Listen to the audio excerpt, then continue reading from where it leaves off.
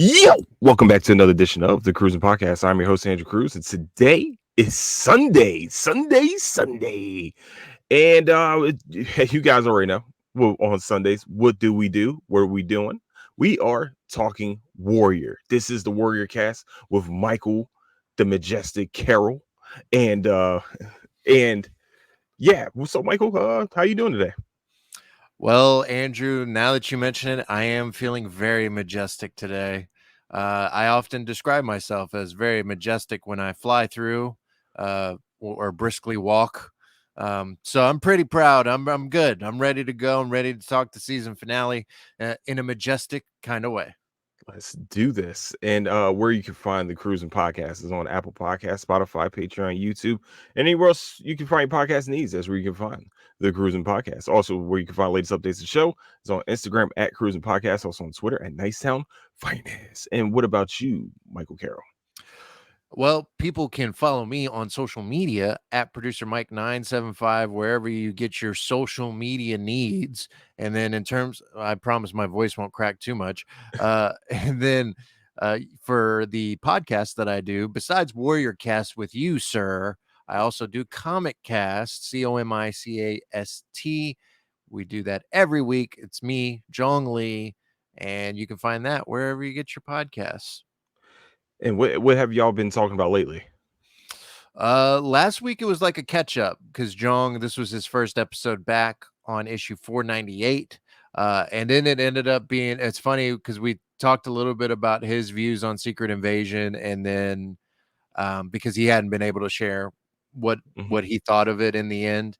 And then we kind of got into like a DCU deal with in terms of Wonder Woman 3 like happening and then not happening, and the whole like weird thing that was going back and forth with Gal Gadot and the like rumors surrounding Wonder Woman 3, whether it was in development or not. But it ends up taking us in a direction of where the DCU should go compared to where it was with the DCEU, and kind of shedding its past to bring something new. Yeah, so if you guys want to check out anything talking about the DCU, definitely check out the Comic Cast with Jung Lee and Michael Carroll. And we'll be talking more DCU, matter of fact, this week, because issue 499, when that comes out this week, I believe it'll be Monday. Jong and I will, well, I'll give a non-spoiler for Blue Beetle, and then later in the week I'm doing a Comic Cast one shot. Basically, like our one shots are just kind of standalone issues of the podcast where we can just focus on a topic or whatever. But later in the week there will be a spoiler review of Blue Beetle with Rosa Parra of the Daily Chile, and then I believe David Ramone said he would be part of it as well. So we'll see how it goes. Ooh, we've got a slam packed week for Michael Carroll in the in the Comic Cast right now. Busy Um, week. it's very busy indeed. Especially, I'm definitely going to see Blue Beetle this week. Oh well, this probably today. But That's good. I'm very, I'm intrigued. I really am intrigued by this movie. Finally seeing a Mexican or a Hispanic superhero on big screen. I'm very excited to see that. Um, it and with Comic Cast, make sure you guys check it out. What's every Monday? Every Monday, unless we can't record, then every Tuesday. So usually, though, it's been Mondays for the most part. So definitely you guys go check it out. Also go check out Michael's Substack. Mm-hmm, Have mm-hmm. you written anything new lately? I did release the most like newslettery uh, post to date. I think it was last Monday or Tuesday. No, Wednesday. That's when it was. I released a post just kind of going through some of the headlines in terms of pop culture. Speaking of Wonder Woman 3 and Blue Beetle releasing, and the Loki season 2 trailer, and then just some links to different articles that I found interesting. So that one, not really a like hardcore like piece. It was just more of a newslettery, what's going on, what's happening in the nerd space, which is something I think I'm going to start doing. I don't know if it'll be an every week thing, but It'll be something that's in the rotation because the next thing I think I'm gonna do is a post about Blue Beetle because I'm gonna keep like Warrior. I'm gonna keep beating the drum for people to watch it because I don't think enough people are talking about Warrior, and I don't think enough people are watching Blue Beetle. But I'm hoping the word of mouth really captures the people, the fans, because it's a really good movie. There, I tweeted about this yesterday. There's an outlet that gave it a 3 out of 10. I read the review. I don't I don't like to comment on other people's like subjective opinions and whatnot, like in that sense, but it was stupid. So I just it's I mean, it it's a very good movie. It's not a 3 out of 10. I think that was a stupid score that's just there to try and drum up engagement, if you will, because it's a 3 out of 10 to me is a bad, like you can't like I can't stand it. Like the story's bad, this is bad, like that. Blue Beetle is not that. Blue Beetle is the best DC movie of the year. One of the better just superhero movies of the year. It's a Ooh. really good movie that I think people really should go see, especially because it does have Latino culture at the heart of it and the family at the heart of it, which I think is what makes it stand out compared to other standard superhero fare. It has heart that like the Flash tried to have and it didn't, and Shazam 2 got away from. Mhm. This one is really good. I mean, it's an emotional, good superhero origin story. So definitely beating the drum for that for people to go see. Same thing with Warrior. Go see it because I want a season 4. Yeah, I need a season 4. We yeah, especially after we have this discussion today, we definitely need a season 4 of Warrior for sure. And Yeah. with Blue Beetle, I think it's just a stink on it. Not the stink on Blue Beetle, but I think it's the stink on the DC DC. universe live Mhm. action. And people have that low expectation for these movies, and they want to keep that low expectation for some reason and keep like a low result.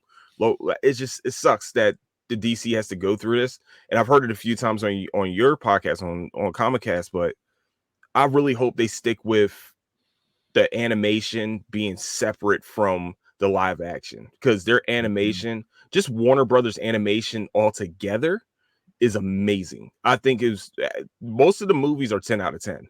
I don't really see too much flaw in any of their movies, like all the Mortal Kombat movies that they made. Mhm. I loved all of it. So I Mhm. think, like you said, like I've heard you say before, like if they can keep those two separate, I'll be okay with it completely. But I think that's why you might see some low reviews because people want to hate on DCU so bad and James Gunn so bad. It's sad, really Yeah, sad. it sucks, and I mean, it's going to. I mean, it's kind of their own deal, their own making, because you look at the last 3 specifically, Black Adam, Flash, and Shazam 2, they're okay to not great. Like, they're fine, but not, like, that great, and it really has hurt the brand when you have more misses than hits to a certain Mhm. extent. Um, but, like, it's definitely like a uphill battle for Blue Beetle in terms of shedding that, and also too, Blue Beetle's not really a known character. It's a lower tier character just in terms of notoriety, but the way they approach it was really smart and really well done. And I hope it finds an audience. That's why I'm gonna keep like just hammering home, please go watch this movie Mhm. because it's very good. You will not be disappointed.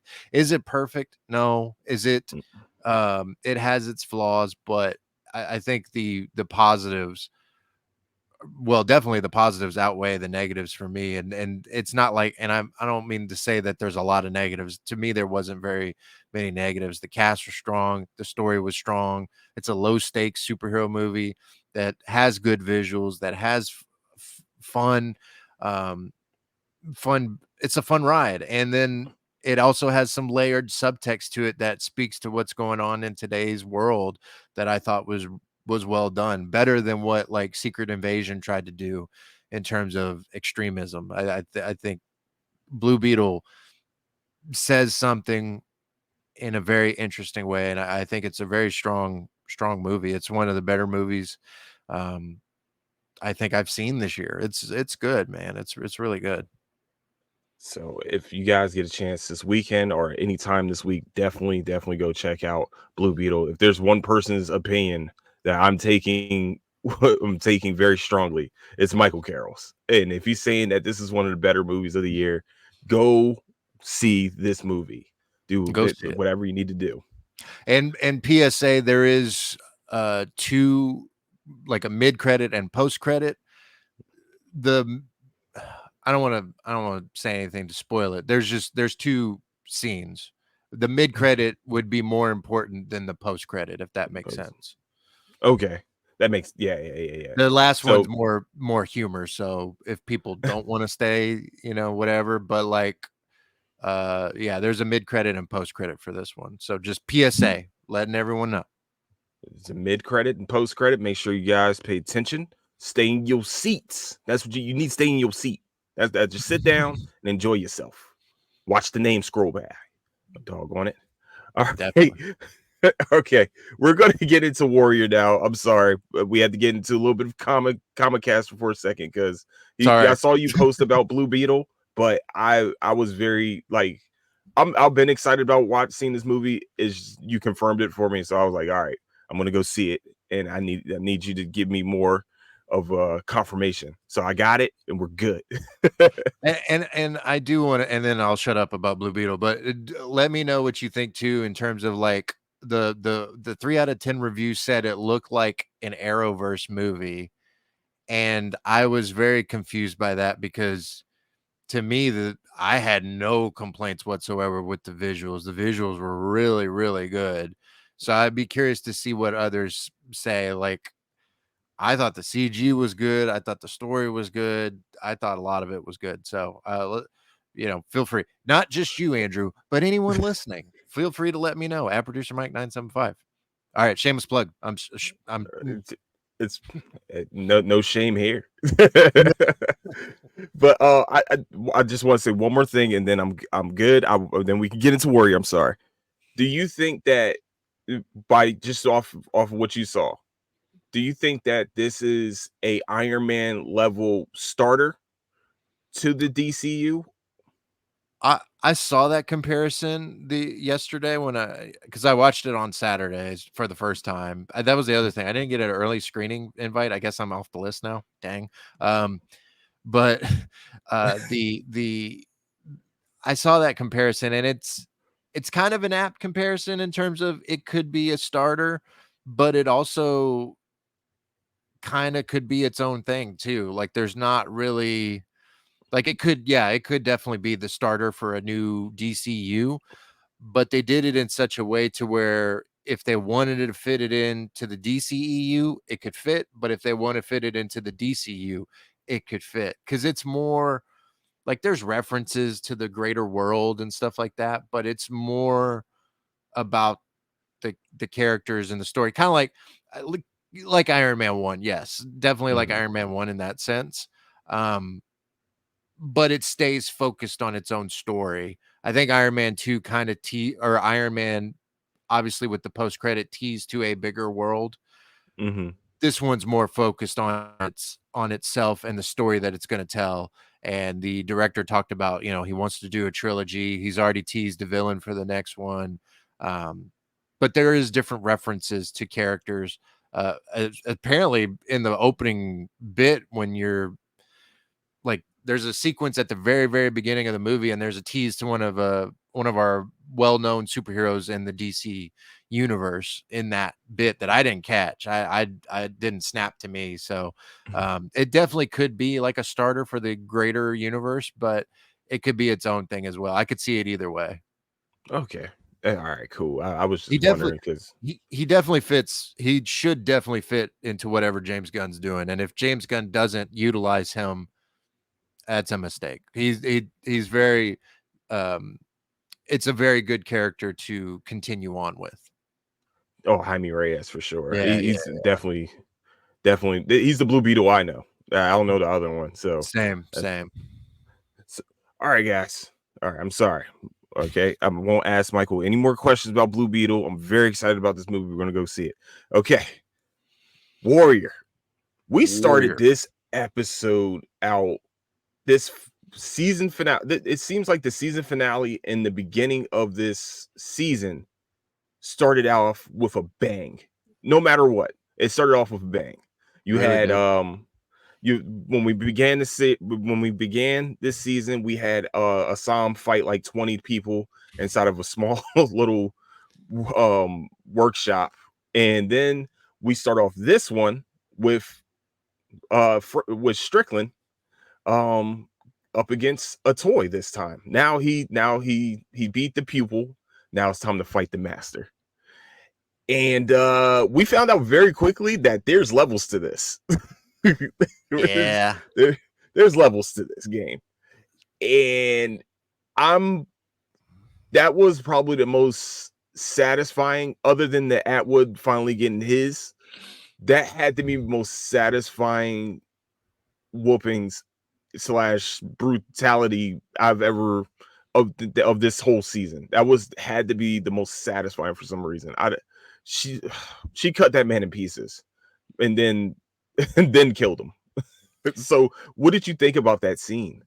I did not expect Strickland to go within the first 10 minutes. I did not expect that. I thought, the scenes would, obviously I knew the scenes were going to happen based off the preview, but I didn't think it would be in the first 10 minutes of the story.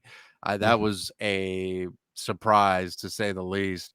And then, yeah, Strickland gets decimated. Like he doesn't, it's nothing like his fight with Lai. Like a toy was definitely back into the swing of things. And I mean, even coming through in the dark, like robe or whatever, whatever she had on, and she had on the dark lipstick as well. Like it made me think of like Death from Marvel Comics or something like that. Like she's coming in and like executioner style and gonna just decimate you, bro.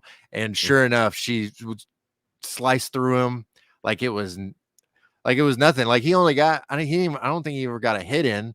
Like he obviously, like they traded blows with the blades, but she would quickly parry that into a slice on his arm or a slice on his thigh, slice the dude's Achilles tendon, I believe, Yeah. and it's got him in the thigh, like, and then just, I mean, he didn't even get to say anything. He just like gets the throat, and then she made sure, like, to me, it was she made sure that he was the last, or she was the last thing he saw before he died. Uh, it was it was definitely like Strickland finally got his comeuppance, because I mean, like Nelly says to him right before, right? You men, like, the rules don't apply to men like you. And then, well, this rule will apply. So I'm taking a page out of your book and it applied. And man, Nelly and a toy decimated Strickland. He had no chance. And I don't know how many of his guards are gone, but like I assume a lot of them are gone. Hmm. So dang, it was wild. But also too, to throw in Leary um and Bill, to throw them into the mix of this death scene was a little bit of a surprise to me. I didn't expect it, because it felt like the end of last episode happened. Leary beats the crap out of all those dudes. It Hmm. felt like to me, after he beats him up, he went instantly, he started heading to Strickland's way. That's what it felt like to me. And so it was like all in the same night, it felt like. Yeah, it's crazy that like how they had it all go literally right after Leary got attacked by Strickland's peoples, and I'm guessing that was like most of his security, because you can only seen like maybe one or two people outside dead when you see Bill and Larry outside, like you only see two of them because somehow Nelly got inside easily with that gun. And so um it's kind of cool how they told this story, because it seems like everything's a day, maybe not even like you go from one episode to the next and it's still the same scene pretty much. Mhm. You're watching the same scene. It's just from different point of views. And with a toy just walking in and just like you said, she looked like death. It was like it didn't even look like she was angry. It was just that I have to take care of this now because you killed my pupil. I I knew that Lai was going to force her hand either way to go after Strickland. I guess, and just putting it out there, as I found out through a YouTube comment, Lai is not with us anymore, and Yeah. we her having to really go on a revenge tour for her. It just like it was like I always say, her the way her fighting style is and the way they choreograph her is amazing. I love watching, like I said, I always love watching a toy fight because it's a dance. Even when the brutality of what she was doing, like she cut the dude's cut his Achilles tendon. That was pretty much like a dance. You know, she ran around and just slices it. It was just everything about it was he needed that. He needed I didn't think, like you said, the first 10 minutes I didn't see that coming. I was like, why is Nelly there? Is Nelly going to shoot him? Like, is this just we're just not going to have really a fight scene, or is he going to kill Nelly now? I like it is kind of, but the first like you said, first 10 minutes is like, wow, okay, so that happened. Yeah. What's the rest of the story going to be like? Yeah. And I like how Leary was. I wish Leary had more of an active role in dealing with Strickland. I guess it was kind of active. He kind of did burn the body at the cement factory. So Yeah. he was like, "Yeah, you guys." He said, "Yeah, what do you think's going to happen? Like if they find me here with him after he just attacked me with 5 people, they're going to think I did it. They're going to throw the book at me." And I, I don't see how. In my opinion, they would have thought he did it because you would have seen the sword slices all over Strickland's body. I feel like he didn't really have to do that. Now we'll talk about it later, but the swordsman, they thought they got rid of him, but clearly they didn't. Clearly they didn't, and I think that Bill doesn't want. I think on the other hand, Bill didn't want to deal with another swordsman level crime and another riot breaking out in Chinatown again, right as soon as he becomes chief. I know some people, I've seen some comments like, oh, well, Bill going back to cowering behind Leary. I was like, in my opinion, I don't think that's what happened with Bill. What happened with Bill was I just got into this chair. I don't want another riot on my hands because a Chinese person just killed a very affluential person in the pond. So to do this, all right, Larry, I'm just gonna believe they would have believed me if they would have said if I would have told them I was here with you, you didn't kill them, we can go. But I think that he just did not want that trouble anymore with the Chinese in the pond. So I like I said, that was such a great scene. I didn't expect it in the beginning, and the rest of the episode follow suit like like butter. It was beautiful. I just to start it off the way they did was amazing. Yeah, it really was, and I do find it interesting that like Leary does put Bill in that interesting like kind of rock and a hard place kind of position, and I mean I it's like I could go both ways because I was like, are they gonna think it was you? Because yeah, you do get. I mean, he gets sliced up, but I guess they could say that was a knife or something like that. But and maybe they don't care. They just want to have somebody. When a rich person dies, they're like, "Oh, we're gonna throw the book at the person," like that kind of thing. So maybe Mm-hmm. that's the thought. And Strickland did own a lot of the judges around town, so maybe they would kind of just whoever did it, they would just kind of throw the book at. And circumstantial evidence was strong because they did have that altercation at the restaurant in the previous episode where uh, Mm-hmm. Leary basically outright claims responsibility for the blown up bridge and throws the railway spike on the dinner table or whatever. And so it's like there were witnesses. So it's like there are people that could maybe say like it was him that killed um that killed Strickland. But Bill does run the cops, and Leary kind of suggests that after they're burning the body, like, you know, there's going to be an investigation. Well, you sounds like something the chief of police should handle personally. So it seems to indicate like, yeah, Bill, just slow it down. But the thing that's kind of, I wonder where it goes is Bill sees it's a toy. Like he knows a toy. And so Hmm. you see that recognition of like, wait, what? And then I don't know that they see that Nellie's there when the gunshots come through. So I don't know that Bill ever sees her, but Bill sees a toy, but he doesn't reveal to Leary that it was a toy or that he knew her or anything like that.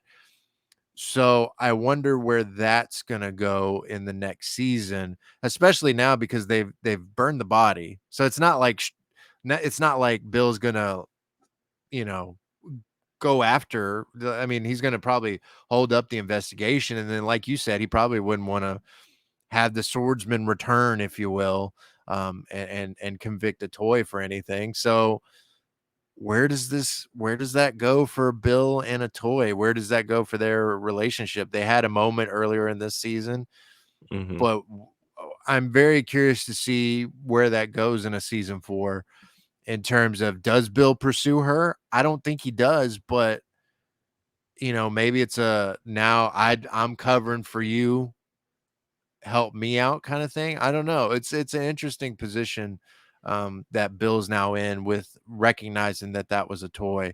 And then I briefly just want to mention, thanks to the YouTube comment, totally was like on the bright side of, oh no, Lie's alive. And yeah, no, did not realize that that was, what was that, traditional Chinese like funeral garb. Hmm. Um, did not realize that. Thank you, YouTube comment. Uh, and I'm sad. I'm sad that Lie's gone because I really, really, really, really liked Lie. Um, and then real quick too, sorry, and then I'll No, I'll shut up. it's all good. The saddest moment, a toy breaking down with Nellie. That was so sad. Um, because she was like, I Yeah. don't feel anything, and she was questioning herself, and like, I should have done more, and she just breaks down, and I don't think we've seen her break down that hard before. And it was like she took out Strickland, got vengeance for Lie, but then it was like, there's going to be more men like him. So what did I accomplish in the end? Maybe I accomplished justice in this moment, but I feel nothing. And I think it pains her in different ways to even though Strickland was a bad dude, I think it still pains her to have to go to that route. Maybe I'm misreading that, but I don't know. But it it, was it sad. just it just sucks because she kind of like, with, especially with Lie, she was like a project. I wouldn't say she was definitely her number two. Mhm. She protected Lie as much as she could. Like, the problem is that Lie was going to go in there no matter what and try to kill Strickland, because Lie had a better life with Nellie, and that got taken away because of Strickland and her and his men. And it's that moment just feels like she lost that the one person that she truly did help at one point, through getting out of coming from, crossing the salt, and surviving it. And then, she never worked in the brothel. She kept her away from everyone, and she was like her second hand in being the swordsman. And then all of a sudden, now she's dead. And that revenge, I'm guessing that's just all that adrenaline dump, just like, I did this. But like you said, there's going to be another Strickland. No matter what, there's another Strickland out there. And maybe not as conniving, maybe not as influential in the community, but there is another Strickland around the corner at all times. Like, even it probably is going to be like Buckley, to tell the truth.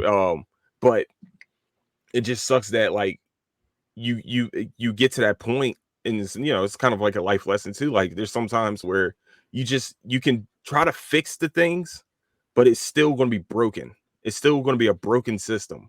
And you might have momentarily fixed it, but it's still broken. It's still going to break again. It's going to break down. They're still seen as really second to third class citizens inside of a country that where they had to survive going across the Pacific Ocean, and it sucks for like a toy that like she has to go back to becoming the swordsman to like she said in the beginning of the show too. It's like I can kill so many, but it's still going it's still not going to matter. But I'm still going to do it anyway because of justice. Like this is really why she became the swordsman in the first place.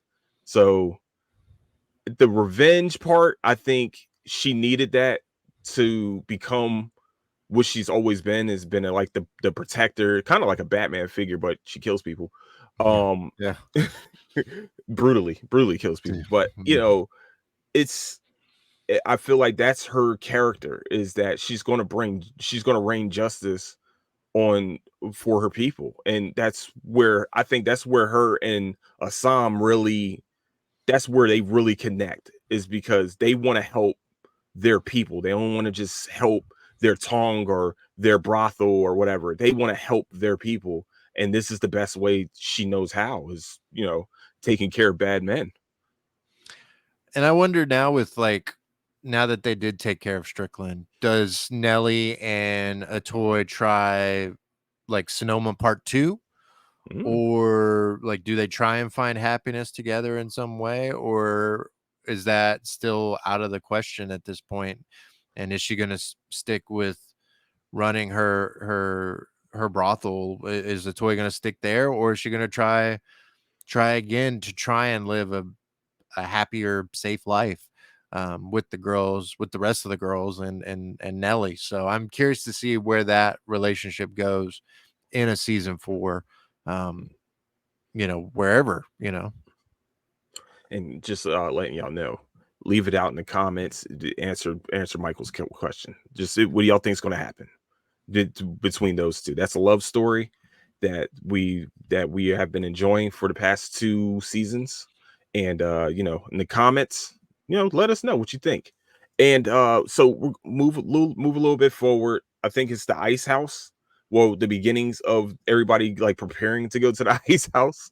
um what like it looked like the police knew we were going to have to prepare for war with the Hopway and the Longzee fighting Mhm, together. mhm. The It surprise was mhm, Happy Isaac.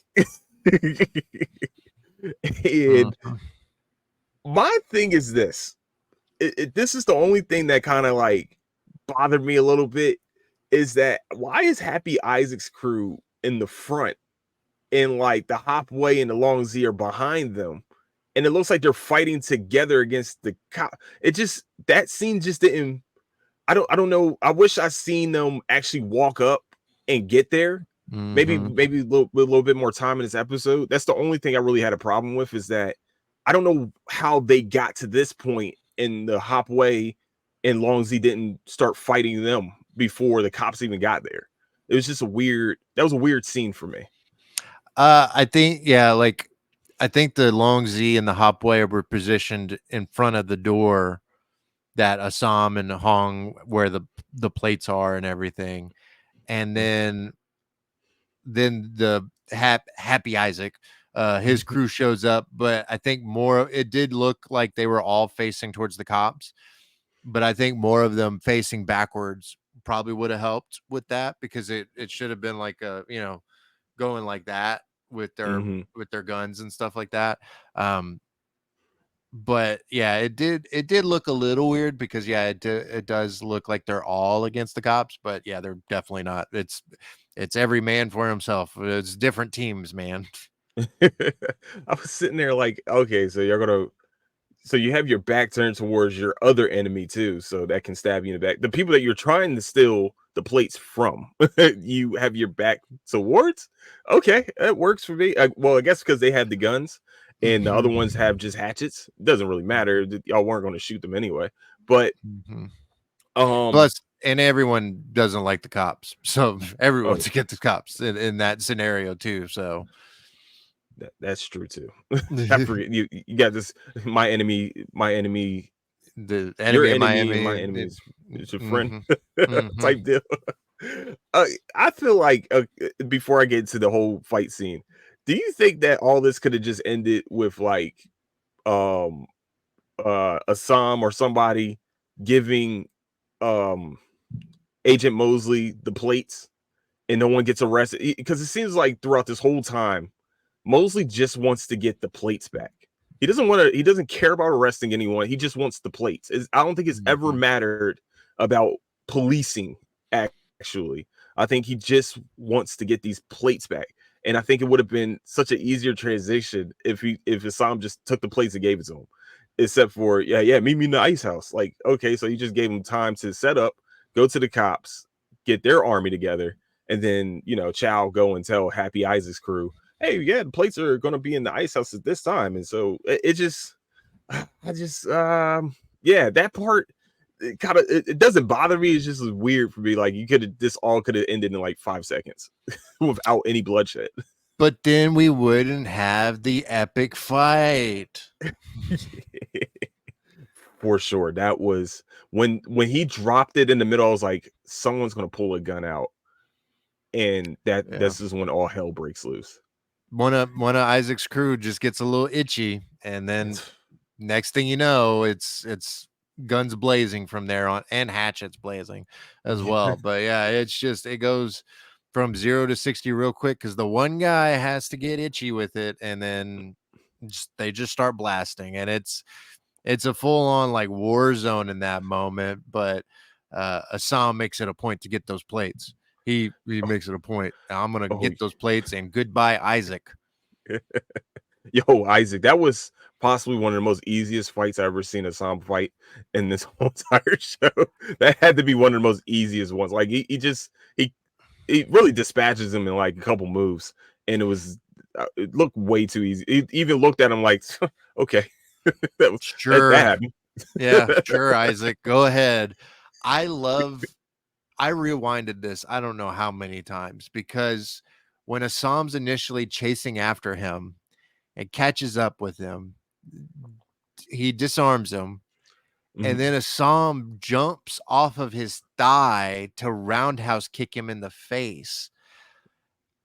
Wild. It was wild to me because he dispatches him, punches him in the stomach, I believe, and then he jumps. I forget which foot it is, but he jumps off his thigh and just roundhouse kicks him. Like, it was just so beautiful. And then Isaac, he's like, okay, and gets the knife out, stands no chance. Literally no chance. Only takes a couple of blows from there and a stab, and he's done. Like that. Just the fight sequences that they have done with this show has just been I movie level. Like, to tell the truth, it's been movie level fight, and it's different types of fight scenes. Like, like I said, with a toy, it looks like a dance. With Assam, it just looks like I'm gonna do anything that you can think of at this point, and like just even the unbelievable stuff. I'm gonna do it, like jumping off someone's thigh and kicking them in the face. it's it's such a great that's what I love about this show too. It's just like the fight choreography has been very, very like top 10, like 10 out of 10. Great fight choreography. And then he kills him a little bit too easily. But before that, when Hung was in there with the printers and he was telling him, yeah, man, you're doing a good job. Yeah, you're doing a great job. He said, I'm sorry, man. I just can't stop lying to him. He's really not good. He's really not good. Yeah, that was funny. I really like that. Hong, shut up. Like, it's just funny. It was great.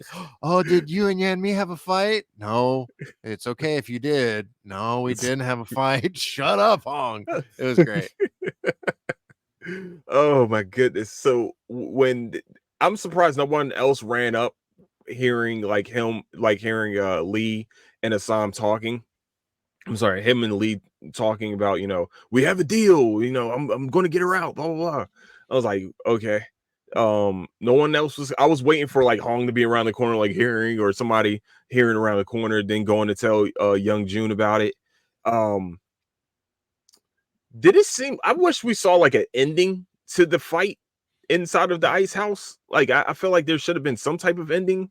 I mean, I know he killed Happy Isaac, and that's fine. And but like after he gets the plates, he runs out and gets hit in the back of the head by one of the bulls. But we never see like how they ended their fight inside of the ice house. Just all of a sudden they skip to the scene where it's Lee letting Yami go to the train or wherever. Um, and hung. I don't know what happens with some. We're gonna get into it a little later, but it's just like, did he get concussed or like he definitely Yeah. got knocked out. Yeah, he got concussed. He was out of it. He's just that club to the face caught him in the right spot, like it was a one hitter quitter kind of thing. Like it just blasted him. He was concussed and he was out for quite some time, as we see.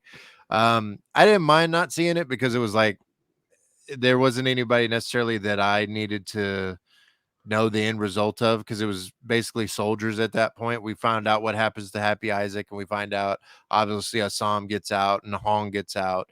So I was okay not necessarily seeing it.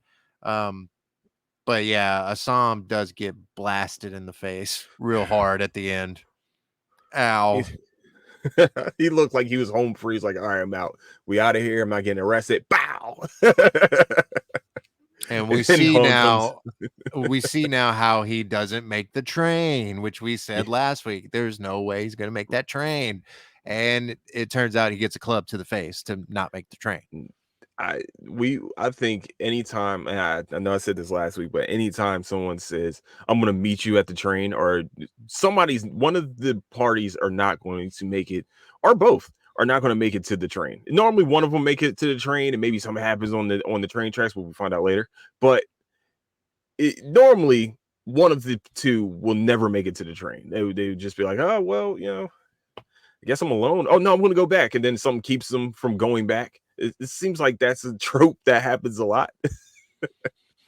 But If I like you that Hog came through in the clutch and like got the bull down, choked him out, and then kicked him in the face. That was funny too, because it just Hong seemed like always comes through. Hong always comes through. Love Hong. Love Hong. that he's the best. He has to be one of the best. Oh, I'm sorry, I forgot to talk about this. I know we I want to just transition for a second. Um, when Mai Ling, I forgot how the episode started. I don't know why I Oh yeah, forgot yeah. this. When Mai Ling, I forgot the girl's name, and she talked to him, Eliza. Eliza. Eliza. When Hmm. she talks to Eliza, I thought I didn't think she was going to kill her, but I thought she was going to threaten her, and Hmm. really, she helped her Yeah. in some way. Yeah. I She was. does. Did you? What did you think? Did you think she was going to kill her, or not kill her, but like maybe at least maim her a little bit? At first, I thought there was going to be some retribution, but then it's like it's more of a kind of empowering you, but also kind of like scared straight kind of thing. Like you realize what your husband is. He's not the first person to, or I'm not the first person that your husband has done this to. Like you need to like wake up and realize like this dude is not a good dude. And it's like a scare tactic to Mhm. show her strength, but also to awake Eliza up and show her that like, yeah, Bernard is not the best husband, and maybe next time you handle it yourself rather than anybody else, or just letting him slide. And it was like it was an interesting way to start, because it was very like, obviously it was dark, and Myling and two of her soldiers just show up and through the darkness, like they're just there, and she scares but slash makes Eliza realize, and leaves Eliza just bawling on that couch, because Eliza, like, I think in that moment she's like, Myling's right, like she's 100% right. And it's not even that Myling's I mean, obviously Myling was upset because, like she said, she didn't want to be called a whore, and with Mhm. one word, that's what ends up happening because of Eliza. But she recognizes that Eliza's not necessarily the problem, it's Bernard. And but she's also bending people to her will, kind of thing. It's a weird like mental game that Myling plays. Not weird, but it's like it's an interesting mind game that Myling plays. I think with her, with that scene too, it was kind of foreshadowing for what we see later on in this episode about the Mhm. empowerment, about pretty much becoming your own protector. with my Ling's side of the story, and Mhm. that's what I liked. That's what I liked about that scene is like, oh, that was pretty much my Ling convincing herself, like, I need this. I need. It's just me now because I don't know where Lee Young is. Like, so I gotta. I going to empower you to empower myself. It seems like that's what she does a lot. It's like especially when Lee Young kills his best friend. She's like sitting there trying to convince pretty much herself that she did the right thing with killing all the elders through Yeah. Lee Young. It's kind of it's kind of like her character. It's like not can I don't know how to really say it. Like everybody's kind of her puppet in a way, and she's living vicariously through people and learning that lesson through other people to like to attach to herself, like to use herself, like all right, well, here's a knife, and next time you feel like you're getting wronged by your husband, you gotta do what you gotta do. And Mhm. it seems like later on in this episode we see the same thing, but not with the husband, of course, but Right. her protecting herself. Yeah. It definitely ends up kind of being an interesting circle back because yeah, we start off the episode with Mai Ling and then we close the episode with Mai Ling. And yeah, she she has to at this point because obviously things aren't going well in terms of the Long Z. It seems like the elders getting killed was like the last straw for a lot of the soldiers because Mhm, I mean it felt like it could be a last straw for a lot of folks because it's not like all the soldiers were all Long Z from the jump. They were part of these different tongs that folded into the Long Z. And so to have their elders killed, it's kind of like, do I trust this person? Like I don't know that I trust this person to do that. And then, obviously Lee Yong leaving is a big sign of that. Um, but then that presents the opportunity because Lee Yong is gone, because a lot of the soldiers seem to be defecting, mhm. presents an opportunity for other tongs hop way to Halfway. kind of make their strike. I mean, it makes sense. and and you called it by saying like this is them at their weak. This is going to be her at her weakest. It's going to be Young Jun's going to make that decision almost right away to go after Mai Ling. Like it didn't take long to him figure out. Oh well, there's word that Li Yong's gone, so we're just gonna and everybody's defecting. We're going after her. And it sucks because Assam is waking up and he's realizing like these dudes are preparing for war or preparing to go kill someone, but he doesn't Mhm. know who they're preparing to go after. And Mhm. all of a sudden he talks about Yami instead of talking about Mai Ling. Mhm. And it kind of like they were like, oh, hold on, we weren't talking about her. I'm talking about Mai Ling. I was like, Yeah, Young oh, Jude's like, "Wait, what? No, we're not talking about her." Because I so thought I thought there would be more about Yan Me not showing up for work and all that. Like I thought there was going to be more to that than it ended up being. Like it ended up being about my Ling in the end for Assam and Young June and all that. Like it doesn't end up mattering that Yan Me was arrested or anything like that. mm, That was kind of like it was expected, but it was still kind of a bit of a surprise that because I thought the Hopway would come after her in some way. Like she goes to her dad to talk about leaving and everything, and he's just he's not having it. Um, and they did, I guess, come by, but it really wasn't about her. It's about Mai Ling because Mai Ling is in a very weak spot.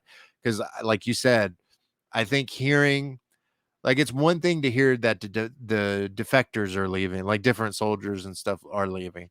But when Li Yong leaves, who is probably universally, if not Assam, regarded as the best fighter, and also he's just loyal to a fault, when he leaves, that's a huge sign for young June to move in. And as he says, it's a window of opportunity that Father mhm. June would have capitalized on if he was still around and if he was still leading the Tong. So it makes sense on paper. Like it makes sense as to why you would strike right then and there. Forget your deal. She's at a weak point now, and you can move in and take her Tong over and take over the territory. And with that, I think what would have confused it kind of confused me too when he said, you know, this is why I said about letting outsiders be part of our business. And I think that's when I started thinking, oh, he's talking about Yami. Why are you preparing like you're about to go to war with one person? Like one Mhm. person that has no fighting, nobody really backing her except for one. Like y'all preparing for that, but you said outsider, and then he said, "No, I'm talking about when he yelled out, I'm talking about my Ling." I was like, "Oh, okay, that makes sense." I didn't that I was like, "All right, got me," because I thought I would have thought the same thing if I'm just waking up concussed. Yeah, I thought they were like getting ready to go hunt her, like they were going off in different areas of Chinatown to like go like and hunt her down or something like that. But no, it was about my Ling. Whoa. And that scene, just them finally having that either you're in or you're out. Like blood in or blood out. You gotta. It's time. This is the time to choose.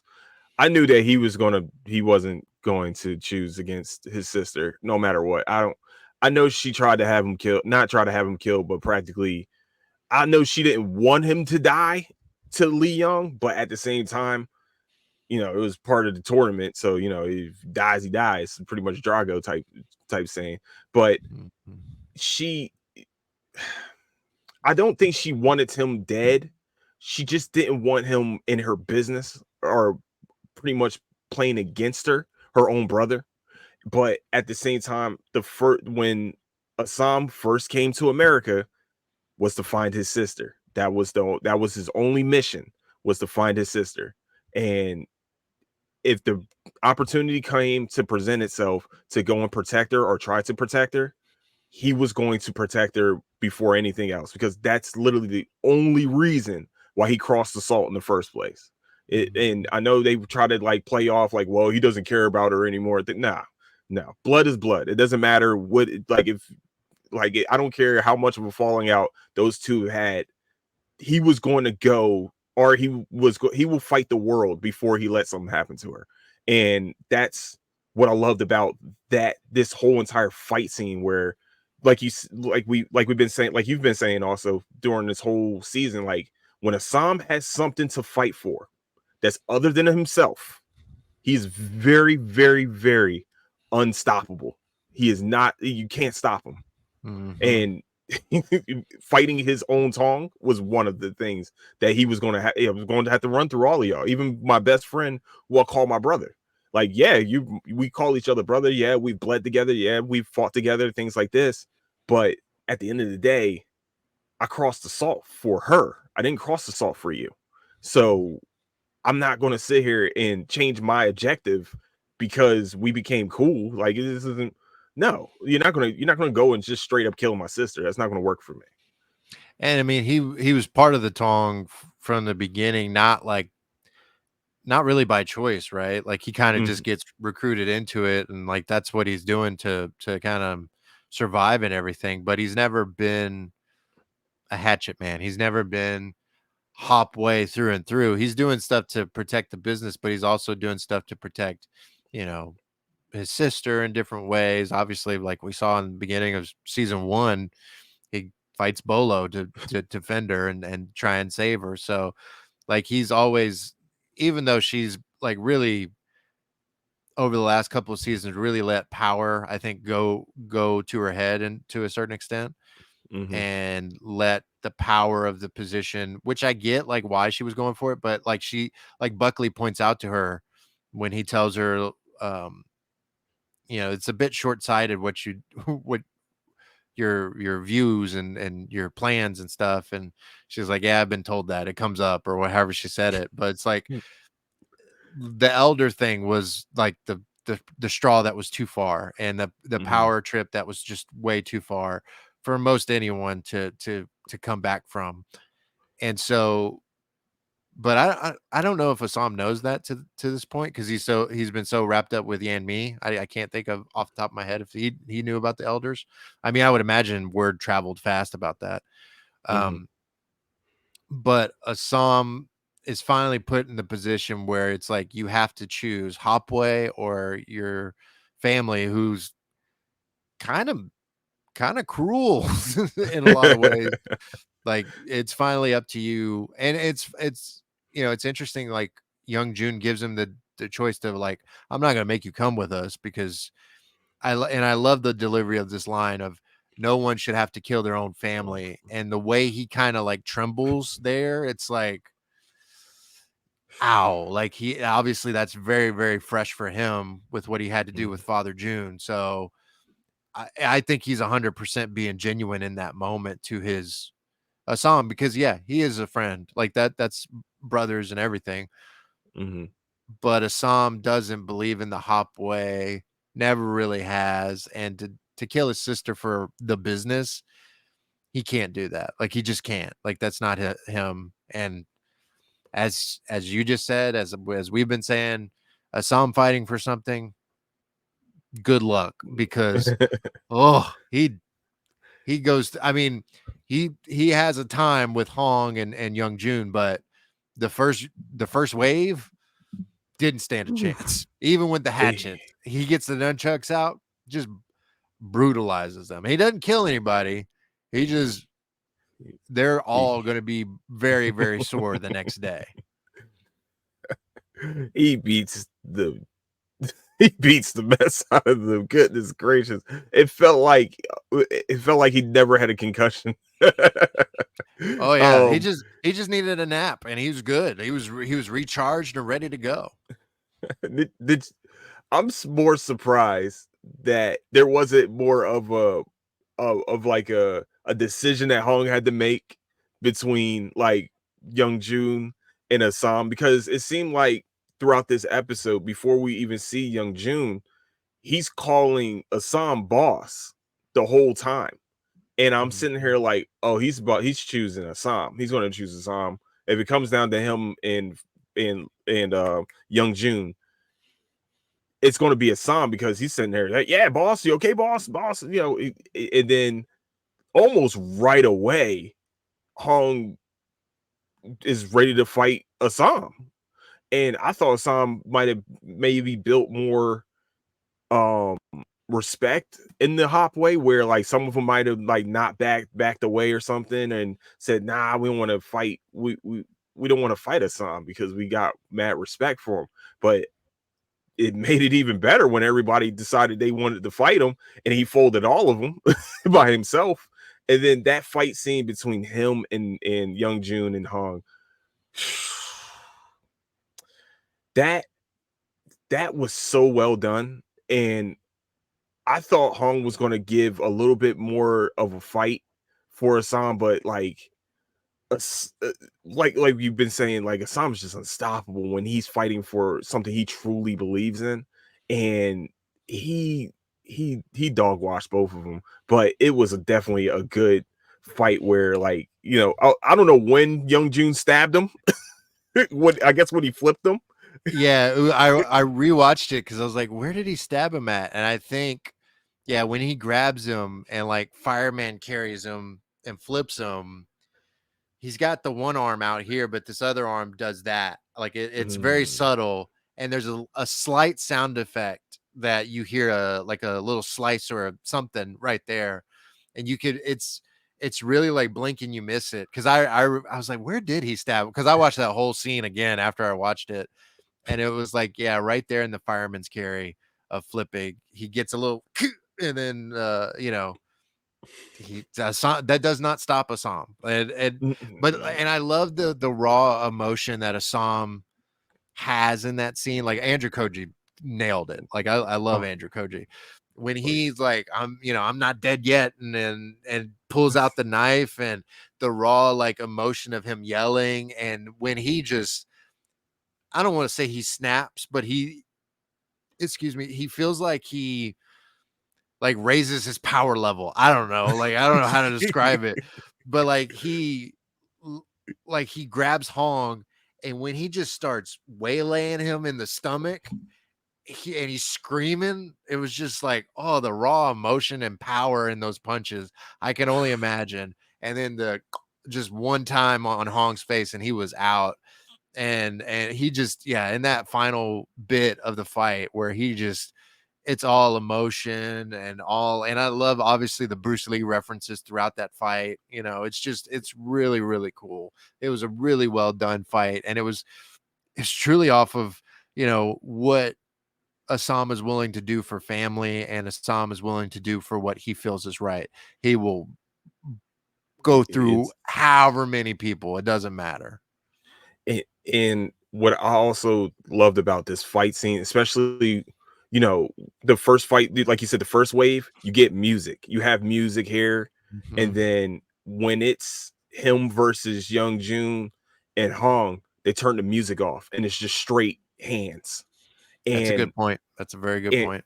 what I like about I like movies that do that. Like Extraction has like Oh, I yeah. think they had that fight scene where they just turn the music off and it's just straight just punching each other whatever they need to do. And I think that's why I love the Jason Bourne movies because the biggest fight scenes that they have on those movies, they turn the music off. The music isn't making you feel the music isn't directing your emotion to where the fight's going. It doesn't it's not really like, you get that somber sound where the fight's almost over. You don't know when this fight's going to end.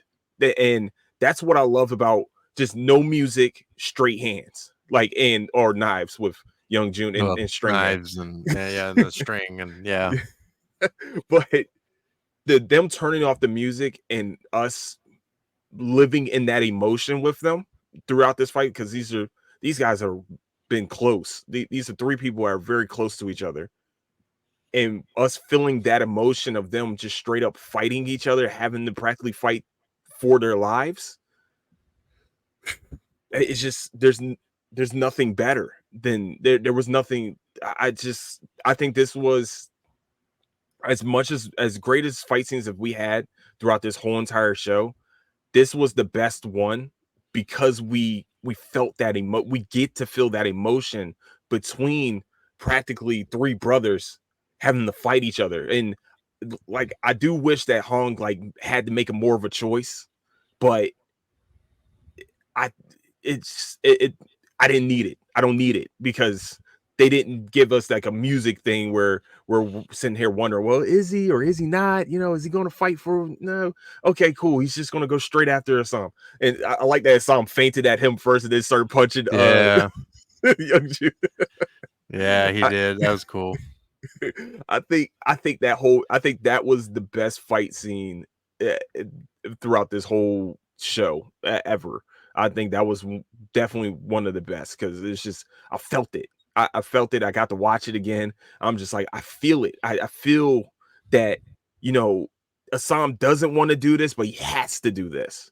And Mhm. when he has him by the neck and is about to kill Young Jun, I didn't think he was going to kill him with his own knife or anything. I really don't think he wanted to kill him, Mm-mm. but it's kind of crazy how it just set in his mind, oh, I gotta go get my sister and started running. Yeah. I am disappointed with that there wasn't more of a choice between Hong, but I guess that just showcases Hong really is all about the hop way to the fullest extent, and that's what matters to him in the end. But I was a little like, man, I really wish maybe he was a little hesitant, but it didn't feel like he was hesitant at all. Mm-mm. Um, with when it came to Assam, which kind of was like, that I was a little disappointed, but it quickly falls by the wayside because yeah, that fight between the three of them is it's brutal and it's impactful and it's emotional. It's emotional for like you said for all three of them in a lot of ways, and like Young Jun's yelling at him, do it, you know, go ahead and do it, and Assam's not going to kill him. Like he, for one, season 4, and then 2, like it's just Assam's not that dude, and he doesn't want to be that dude because he does care about Young Jun. He does care about Hong, Mm-hmm. um, and he does. I don't think he'll kill people when he absolutely needs to, but I don't think he would have in any way killed Young Jun because it was like in the middle of the fight when they're in the living room or whatever, and it's like, are we done? Like it's like, can we stop now? Like, are we done? And because he's kind of like almost won at that point, and it's like, I'm gonna win. Like, chill out. And no, not happening. which yeah, it's great, man. And I really was like, oh, is he gonna make it in time? Because obviously he is super he tired. He's been stabbed, he sliced.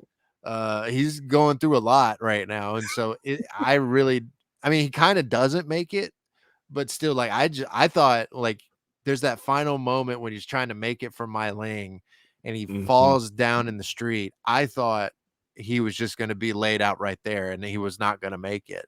But obviously, he does end up making it. And before we get to that final scene, there are I found it interesting that there were people coming out of their houses and seeing Assam and Young June at the end. Mhm. I wonder if that comes into play in season 4. Like, do the people like really like respect Assam to a newer extent now because he was fighting with the Hopway and doesn't believe in the Tong business? Like, do people start going to Assam rather than like listening to the Hopway or anything like that? I think with that scene, because I was Or just is it thinking about that. That's crazy. I was just mhm. thinking that. Oh, what were you saying? I'm sorry. Oh, I was just gonna say, or is it just they may have just been watching? I don't know. One of the nosy neighbor type deal. Yeah, right, Like, yeah, hey, yeah. make a noise over there. What's going on? Oh, What's going on? are they fighting? They fighting? Oh, they fighting. They fighting We right got now? knife I, I think that no matter what, because what they showed before he got to my lane was him running past his mural, and Mhm. they respect Assam to a different. They this is the point where I think them seeing him outside with Young June, him not killing Young June, but knowing that like he just had to run through all of the hop way to get out of just to get out of here. I think that this is his hero moment where he's the hero to the Chinese and he's beating up one of the most ruthless Tongs in Chinatown. That is, I think, in this moment, if it wasn't already said before, he's the protector now of Chinatown. This makes him the protector of Chinatown, even though he's really protecting his sister in this instant. I think people walking out, I'm surprised they didn't try to like help him like with it, like when, especially when it looked like he's going to pass out. It's I think that we're going to see in season 4 that he becomes the protector of Chinatown, and people will always respect them, especially with the mural on the wall. You know, because I like we've only got really 2 references to that mural, and, and so I think that I really think they see him as a protector Mm. at this point. I think so too, and I think it presents an interesting place for Assam to put him in because for one, I don't know that he goes after Yan Mi because who knows where she ends up going.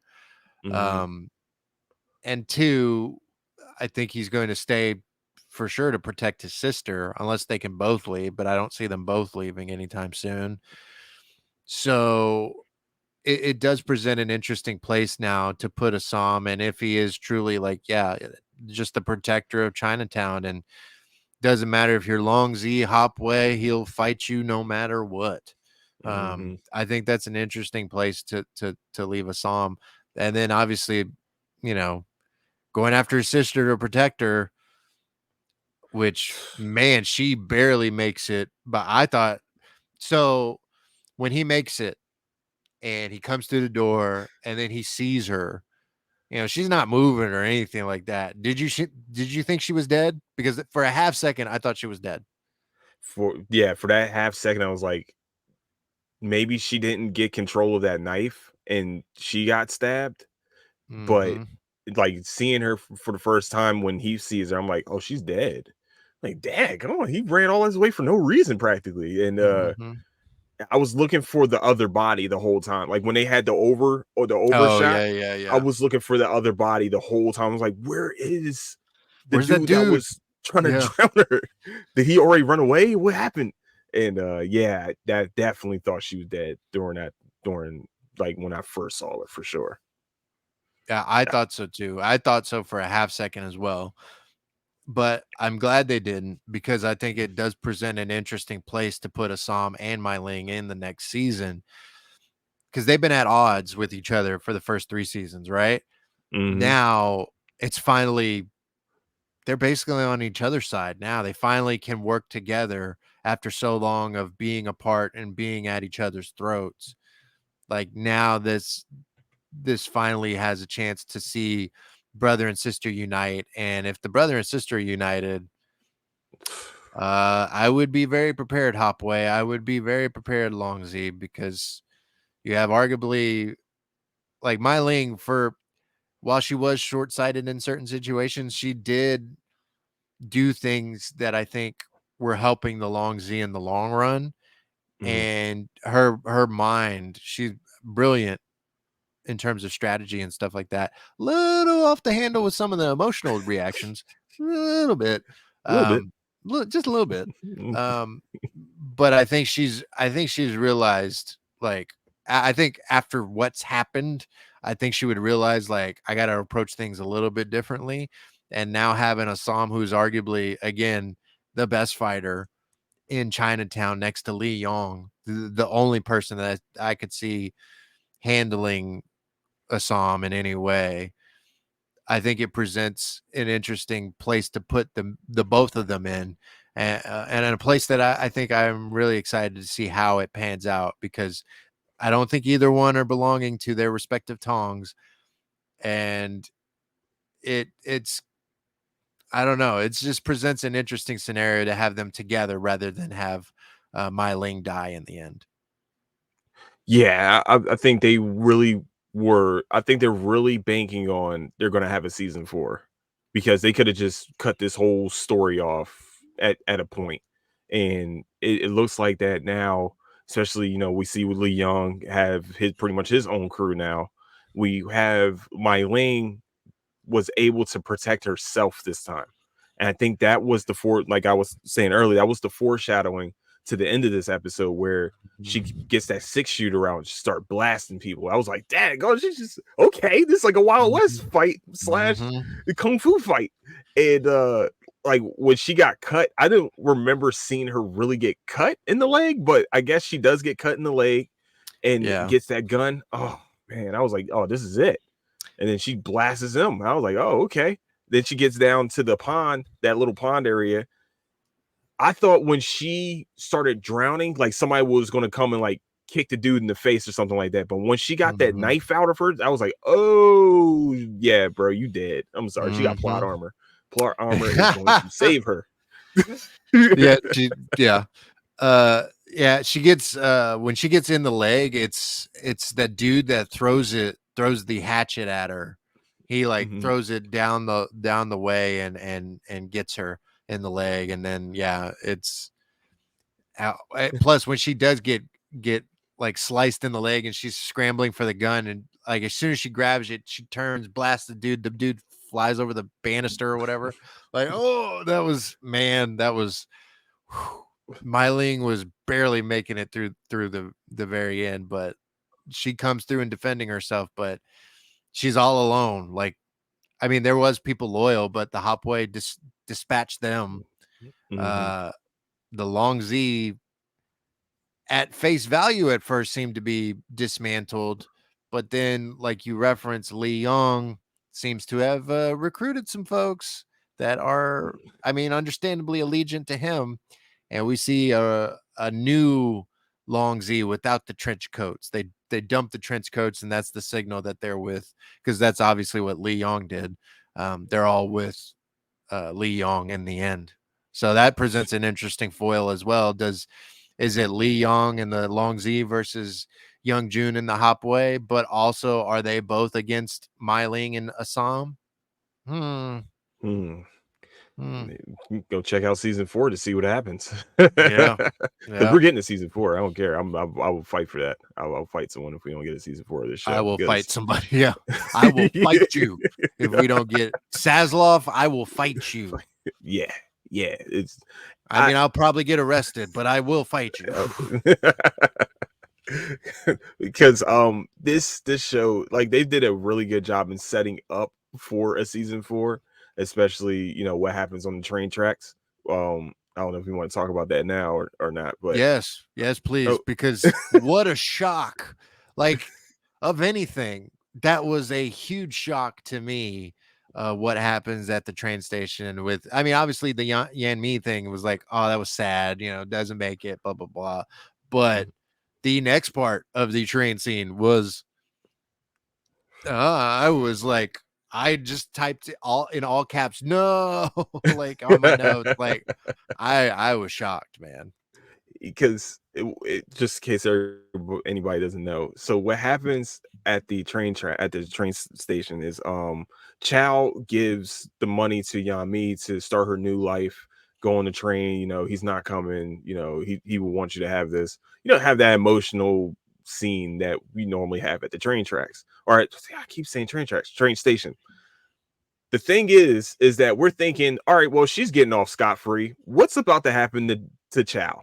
Chow's sitting there, oh yeah, see you later, bye-bye. But you see a guy coming from the shadows, and he looks Mhm. like Jack the Ripper. It like any Mm. depiction of Jack the Ripper, that's what he looks like. And he's walking up, sauntering behind him. Chow has no idea he's walking behind him, and he gets stabbed in the back. Don't have a reveal yet. I already kind of knew who it was, but it was like a reveal, like a very subtle reveal. And he stabs him, turns around, and you see it is Z. It's Zing, Zing, zing, yeah. Zing. It's Zing. I've been talking about Zing coming back on this show for so long now, and I felt like they weren't going to give it to me.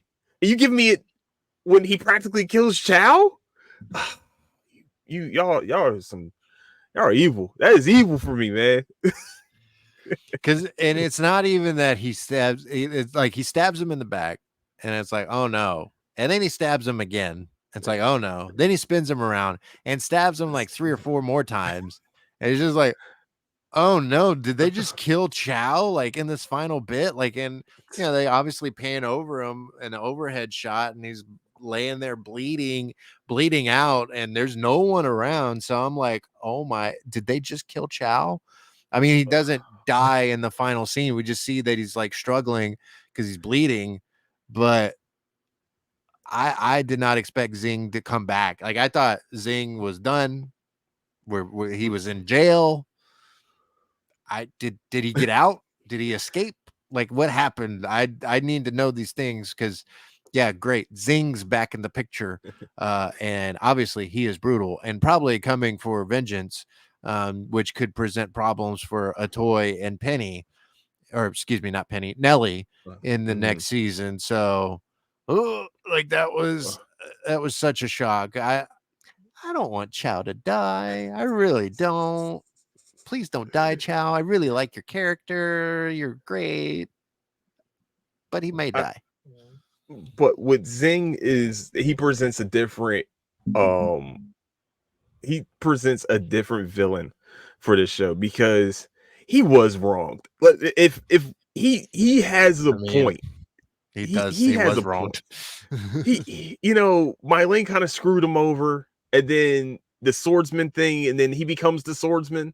That's why he was in jail in the first place. Yeah. And if you haven't seen the end of the second season, that he's about to get out because he started bending the bars at the end of the season. Ooh. And Mhm. so that's why I was like, when's he gonna come? Because now he presents a different problem, because not a different problem, but he also kind of presents a solution, because now you can throw the scent off of a toy being the swordsman, because Zing has already been convicted of being the swordsman, and he's back in town looking for vengeance. I think Mai Ling also should definitely be watching her back with him, because I think she's the main reason why he was behind bars in the first place.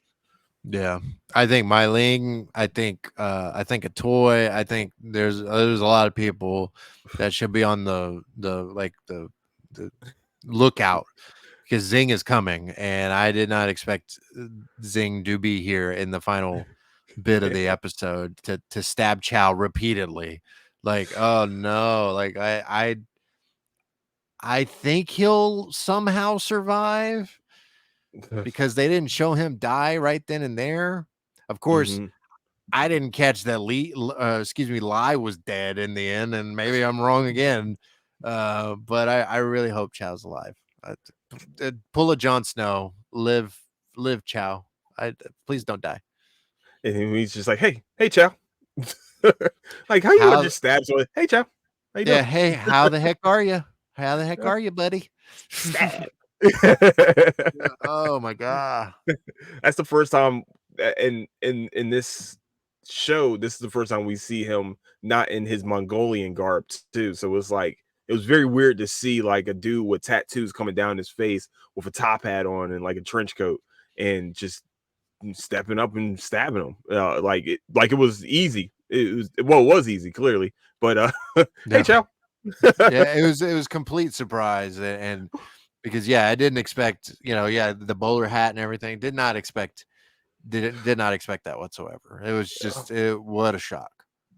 I'm trying to remember why he would go after Chow, but I think Chow like told him that he gave him the weapons Yeah, or like something like wasn't that. Chow involved with that final bit with Zing and framing him for the swordsman? I feel like he was. I had to go back and watch it because I Okay. don't remember offhand. But like I remember a toy and Chow were definitely involved. So that's why I'm like a toy better be on the lookout for Zing in the next season. Ugh, I just had a bad thought. Nelly should definitely be on the lookout because Mm-hmm. Yeah, happy stories don't really happen. So she better get to a train. yeah, Clearly, people making it to trains these days. if you make it to train, you'll be fine. You got to make it on the train though, not on the Yeah, platform. don't Like, don't don't don't just stay on the platform. You just hang around the platform, you dead. Like yeah. Chow should have just left. Like he should have just left. Should get on the Mm-hmm. train, walked away. He didn't walk away, and then he gets stabbed. Want to be all sentimental and everything. Nah, didn't work that Hmm. way. Yeah, no. Ugh. Oh man, was there anything else from this episode that you had written down or anything? Well, we talked a bit about it about Leary at the beginning, and getting Bill, to basically help him bury the body, and now he has this kind of thing over Bill. I mean, they already kind of worked together and knew each other, obviously the Irish aspect and stuff, Hmm. but Leary taking seemingly a page out of Strickland's book and kind of forcing Pierce to be his partner in the Hmm. end was an interesting bit. And I imagine Leary's going to utilize some of the tools that Strickland taught him in the end to become a more powerful figure in San Francisco. I thought that was interesting, as well as seeing the closure with Lee and Bill. Seems like Lee's going to be back on the force. Bill was, both of them. I like that both of them kind of had like a happy ending in the end for the pair. Um, Hmm. they're finally on like good in a good spot, and then Lee seems to be in a good headspace and everything. And Mosley is just, he's out of the picture seemingly, so we don't have to worry about him unless somebody else steals plates. But it presents some interesting places for Lee and Bill and Leary in the end. And then Buckley. Oh yes, Man, yes. Buckley loving Catherine to no end. And after Assam gets knocked out and Catherine is having some of that good, um, uh, I was like, oh, she's having good times with Buck. And then, nope, it's the dude that's Buckley's number two. And it seems like it's been a plan from the jump. I should have known she wasn't into him. I should have known. There was something weird going on with Catherine. And sure enough, she seems to be a plant of some kind. She threw us off they threw us. I think what was I know people were like, oh yeah, well, I knew this whole time she was a snake. Oh, this, that, the third.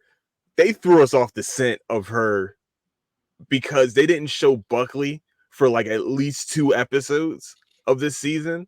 And they threw me off the scent. I get maybe it's just me. It threw me off because I'm like, oh, well, maybe she actually really likes him and actually loves him and wants to marry him. I think once the married part came, I was like, something's not right. that was too quick. First of all, A, too quickly. And Mhm. B, like she looked kind of hesitant about it because maybe I'm wrong. And I have to rewatch it, but she looked a little hesitant about like saying yes, but then she ended up saying, of course, yes. And then you see her in the next next time we see her, she's having a good time. She's having a good time, and um, it just reaffirmed that yeah, she was a snake in the grass this whole time. Or like to help Buckley. Yeah, it's she's obviously helping Buckley because it's furthering her own deal, and I guess I don't know the guy's name, the number 2. I Mm-mm. just call him the number 2. Um, but I guess they've been working on this plan from the jump because they seem to have had this all thought out from the jump. And because it felt weird when Catherine first Hmm. approached Buckley, but it was But like at some point, same like you, it was like I guess she was into him, and it does kind of throw you off the scent for a while. It's like, but then that scene where he talks about marrying her, I was like, something. There's no way. Like, this is too happy for Buckley. Buckley is one of our villains. Like, there's just no this unless there's like some kind of changing of a leaf.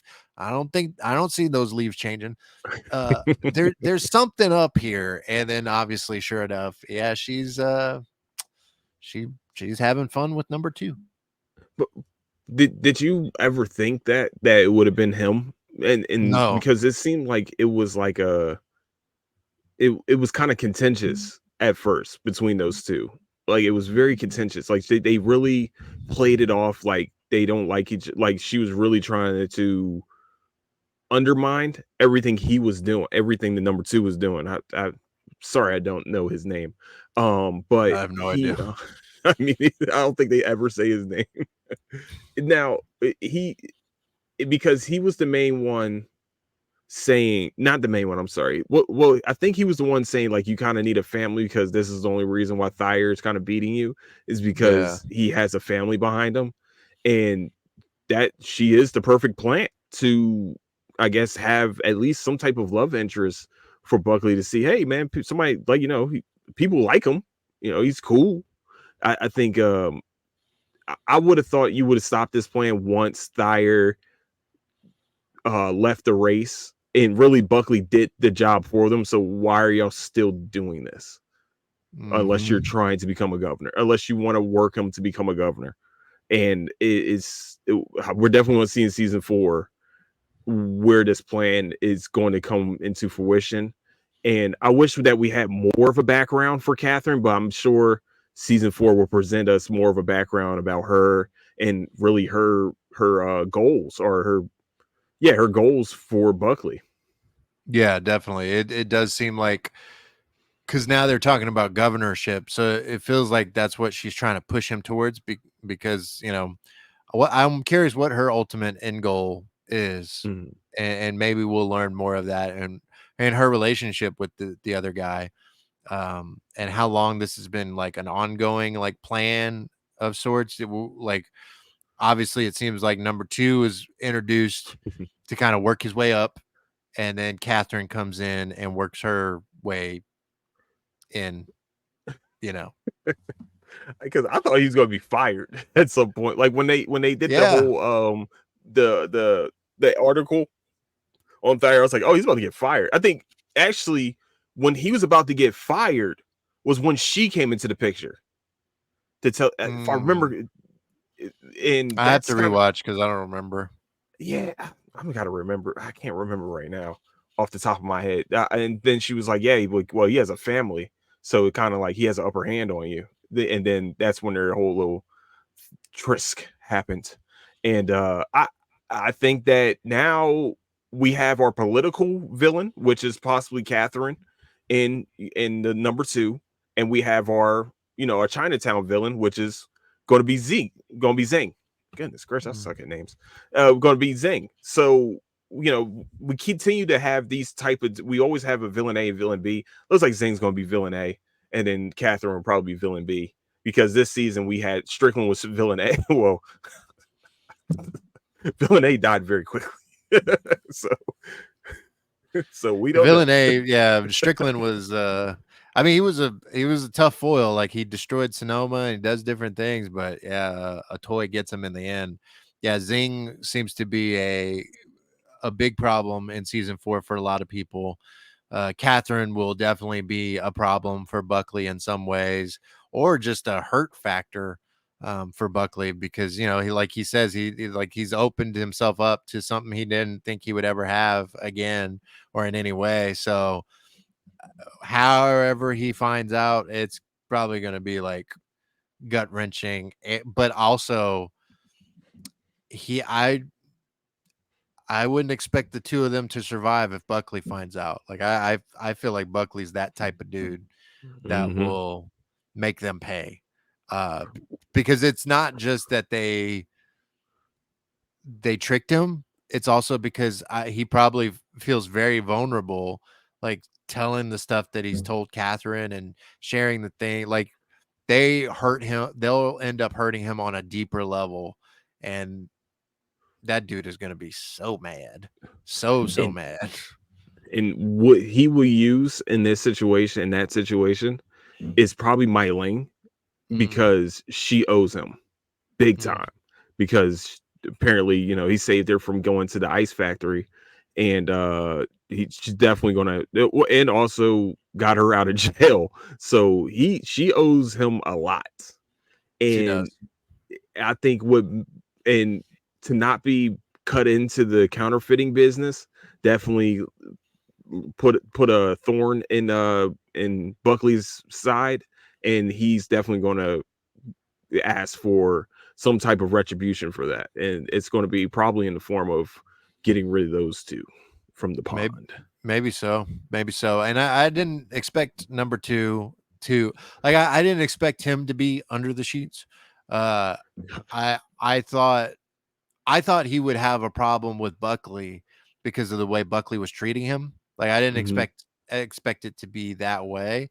But like I said, it seems like it's been something of a plan between the two of them for some time. Uh, so yeah, I could see very well the Mylene angle to that and how she comes into play. Um, but also Mylene, now that she's not like running the long Z, does she become like like where does she fall for Buckley? Like he kept her around because of obviously her power that she held, but now that she doesn't necessarily have that power, does he like not worry about her or have more leverage over her than he previously did? I don't know. We will see in season 4. Yeah, it's this season finale set up a lot of stuff. It's really fascinating what all they set up, and especially again, I think arguably the most interesting thing they set up was Mai Ling and Assam being on the same side for the first time in this entire show. I think that's an interesting combination that I'm excited to see brother and sister work together. They are going to form their own tongue, and wonder what the song's gonna be called. But because we clearly got a long Z, we clearly still have a Hopway. They might have to form their own little business. And like you said, that she's so smart that she possibly has an end back into the pond with Eliza, Yeah, and you also still have Nelly and a toy. There's ways for them to have a business. Um, and the relationships that they have built through Chinatown and also on the pond. I'm surprised. I think the only thing I'm surprised by this season is that Penny never came back, and it yeah, that really that was weird for me because I thought she would have came back at some point and during this whole season. yeah. And maybe she comes back around in season 4. We'll have to wait and see.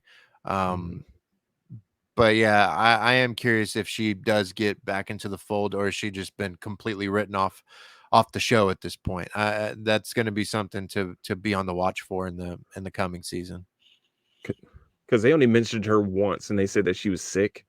or something like Yeah, that. because I think it was like because like she's almost choked to death in the last season by the Mm-hmm. Mayor Blake. Mm-hmm. So it seems like it's residual effects from that. So maybe she wakes up out of that and is involved in season 4 in some way. I don't know because like it's I don't know. It's an interesting spot if she does come back. It just this show does God, like it keeps giving you spider webs. Yeah, Keeps giving yeah, it you those really spider does. webs. It really It does. That's why we need a season 4. needed season 4 and maybe even a 5 if you guys are feeling generous. That'd be cool with me too. I can Season watch 6. this all day. Season, Oh yeah. I not I love I love this show so much. It's one of the more underrated shows on television right now. Like I even Max doesn't do a good job of marketing this show. mm, Literally have not seen any marketing for the show outside of like us talking about it or other people that I follow talking about it. Like literally don't see much of anything for the show and it's such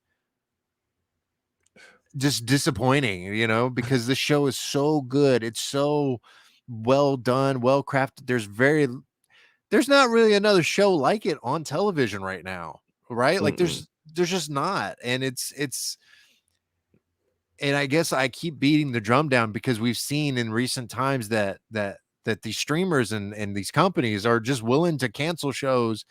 Like it's like it's either it has to be the biggest premiere of all time or not. If it's not the biggest premiere of all time, it's canceled.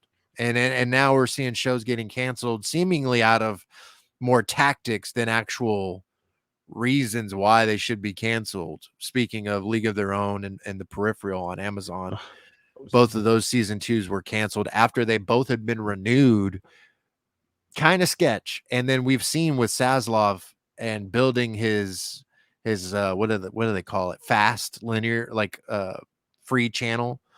Like I just worry now. We're in a new age where like shows can just get written off because of tax write off, like nothing. And shows can just get removed, like Westworld. I can't watch it on Max. I can't watch that show unless I have it on physical media or I go and watch it on their whatever the streaming channel is.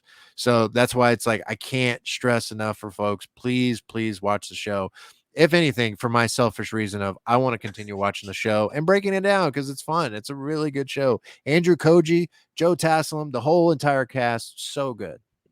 so good. I think they put a really good ensemble together of like some people some people you don't. Some um in Joe Taslim we've seen in so many martial arts movies. We talked about it last week, but we see him in Mortal Kombat, and he's in the Raid, right? He's in the Raid. Yeah, he's in the raid. He's in the first raid movie. And Andrew Koji, kind of like an up and coming actor. We've seen him in different mediums as like he was in Peaky Blinders. He was pretty much the star of the movie Snake Eyes. Uh Mm-hmm. if we're gonna all be honest with it, it was really Yeah, it was a Storm Shadow movie. it really Um was.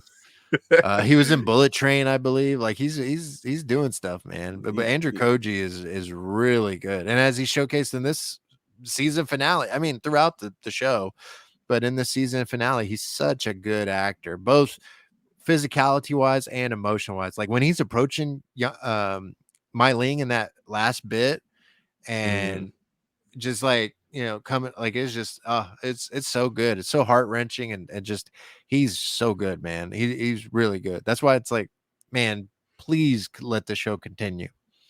And she's good too. I'm sorry I don't know her name, but Yeah, I the need to the look it actress up. that plays Mai Ling, she is she's good at being conniving, but at the same time, in that instance, like she was still scared. She still felt like she was in protective mode and protecting herself mode. That like I don't know if I need to stab you or what, but this is the last little inch of energy I got. So and him grabbing her hand and saying that nah, it's okay. Pretty much being okay, being the big brother, playing the big brother role after she had to protect herself. A little late. Just putting it out A there. It's a little late. little late. But I think she acts she does a very good job in playing that role of Mai Ling. I think like I said, I think the ensemble altogether, everybody meshes very well with each other. Like the even the simple conversations that we have throughout the show is just it's moving the story forward no matter what. No matter even with the like quote unquote filler episode, it moved the story forward in some way to where it had consequences. Like most of the time when you see a filler episode, it doesn't have a consequence. That filler episode had consequences to the bigger, broader story. And I really do hope we get a season 4. And like you said, I can't watch Westworld anymore. Like that's weird that a streamer Wild. like that was a very big show. And they just Mm. said, nah, we're not going to have it on our platform anymore. But brought back Banshee, which was to me like a top 10 show. Mhm.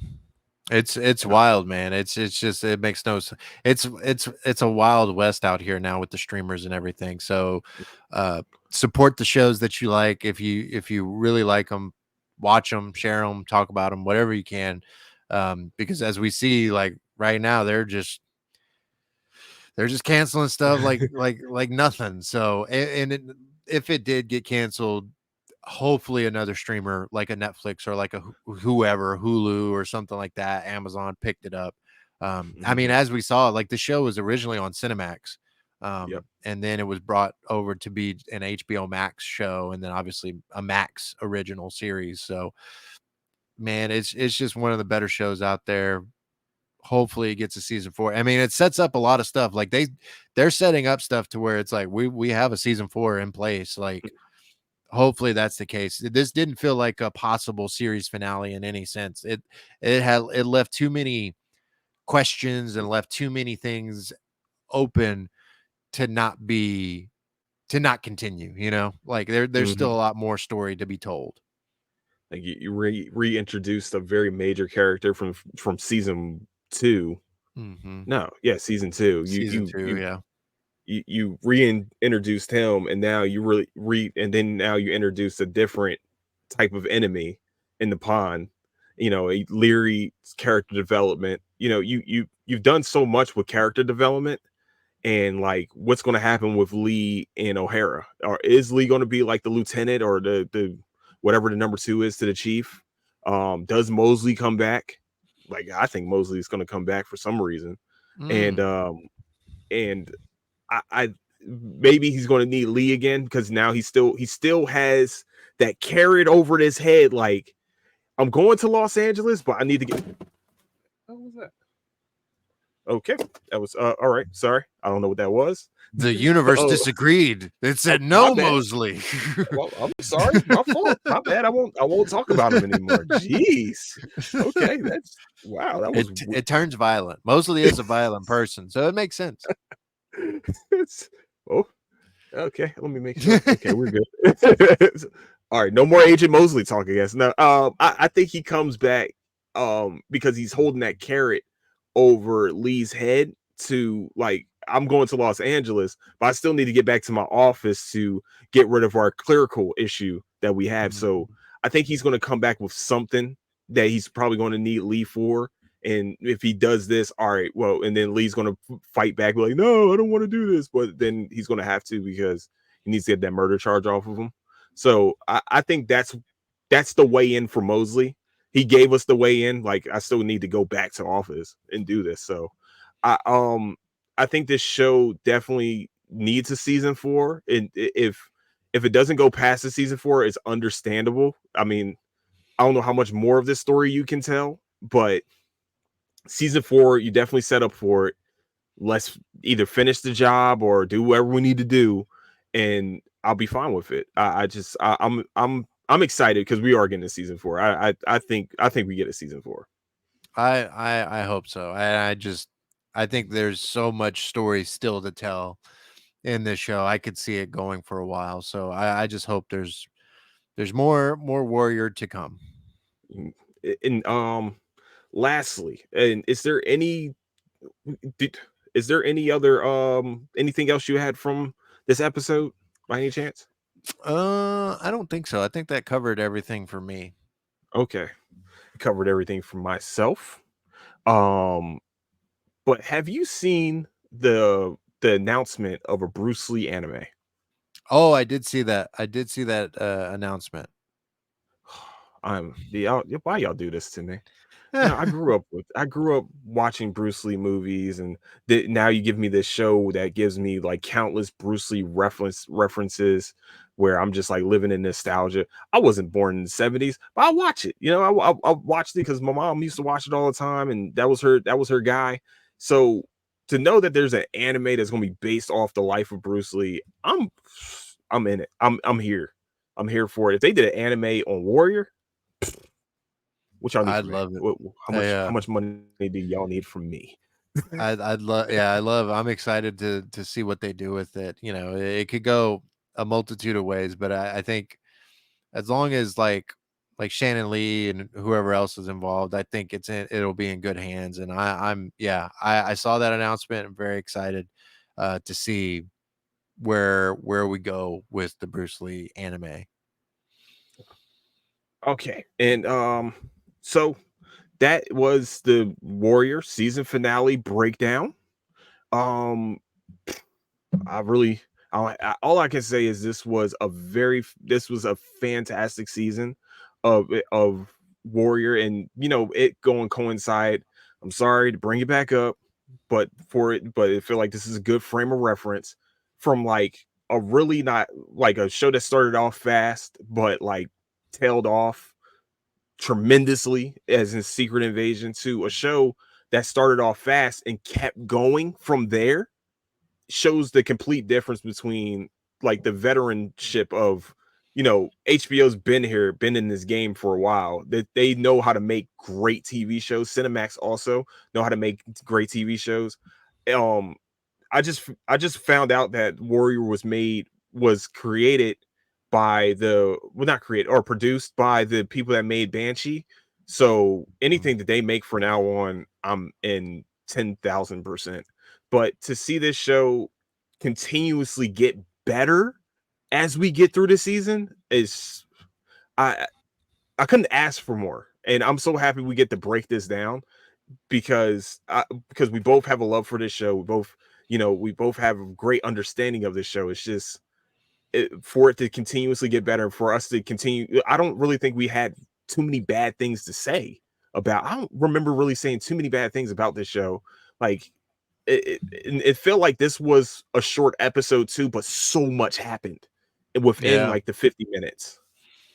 Yeah, and it felt like it spent a lot of time with Bill and Lee early on in the episode. So I was like, man, where's Assam? Where's my lane?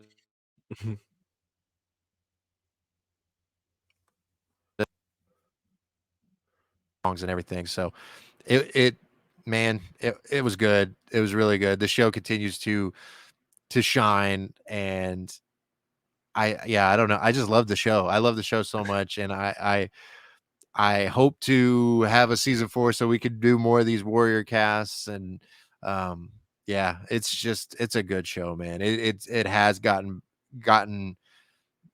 like I don't I really enjoy season 1 and 2, so it's just it's refining even more of what it does. And it it's a good just TV show. Like, it knows how to be a TV show, which I think Secret Invasion just didn't understand that. And this is a TV show through and through, and it knows how to build these characters, give you the plot development, give you shocking moments, give you action packed moments, give you emotional moments. It balanced all of those types of things really really well. So it's great. I love this.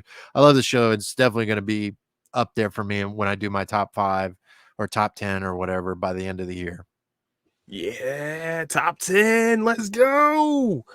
I just pretty much piggybacking off what you're saying. It's just this is definitely if even just not just for the year, for like shows that I've watched in my lifetime, and it's a lot of them.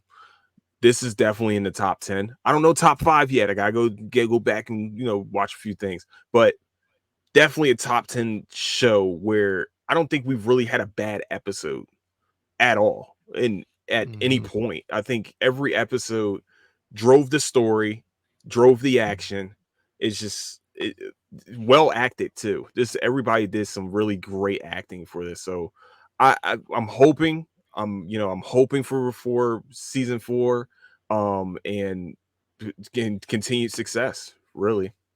Definitely continued success to everyone behind the scenes at Warrior, because the obviously we talk a lot about the cast and everything, but the from the cinematographer to the production design, costume designers, I mean, makeup, like all facets of the show are really well done and really on point. And like you said, I don't think we've nitpicked on it much at all, just because I mean, I think we're probably biased because we're fans of the show. So like, hey, sorry.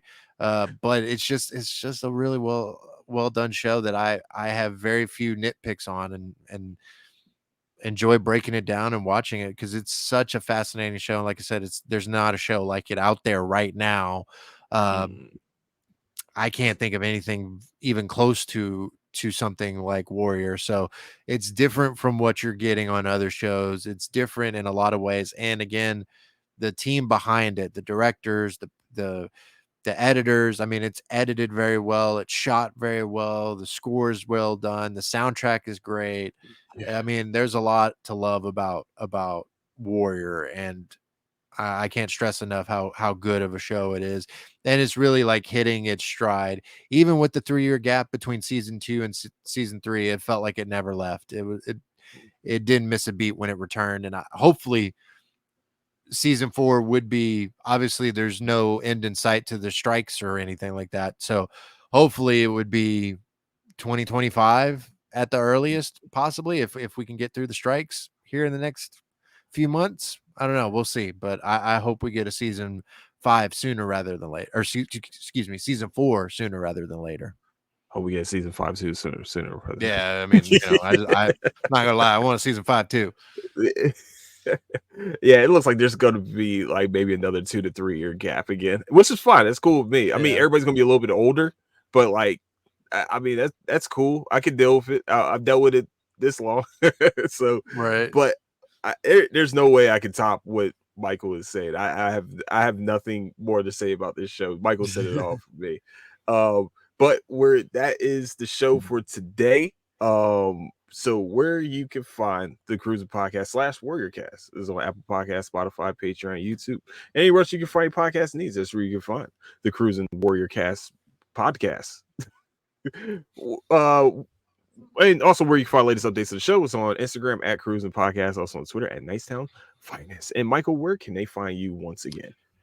They can find me on all your favorite social media platforms at Producer Mike 975, and then you can find my podcast Comic Cast with Jong Lee on all your favorite podcast platforms. Comic Cast, COMICAST. Hit the like, subscribe, share, whatever you got to do. And then I guess last thing before we run out, that this won't be the last. Probably won't be the last Warrior Cast. We got another like basically season look back that we're planning, and Mm-hmm. possibly we'll have a couple other people involved with. So be on the lookout for that sometime the week of the 28th is what I'm thinking. So we'll see. I don't want to like say, yeah, it's definitely happening without confirmations as of yet, but there's a couple people that we're talking to see about doing like a round table of sorts and a look back at season 3 of Warrior. So I just wanted to plug that. So throw Just that letting you out guys there. know, just in cases that y'all want to, Mhm. you thought, just in case y'all miss us, I mean, just in case y'all missed the breakdowns, we're gonna possibly have a whole roundtable discussion, like Michael said, about the season 3. I'm very Mhm. excited if we do make this happen. He said around the Mhm. 28th. Let's, if you guys missed us, might well, if you miss us, Michael, well, I'm definitely going to try to have Michael back on the show for sure. Don't get it twisted. Michael will definitely, if he will grace us with his presence, will definitely be back on the show no matter what. But Let me think Warrior, about it. Let me talk to my people. all I'm right, kidding. my I have people no will talk to people. your people. Yeah, and you said you are at issue 499 of Comic Cast. Yeah, issue 499 comes out Monday, August 20. Is it the 21st or is it the 21st. 20th? Is it 21st? Okay, 21st. yeah.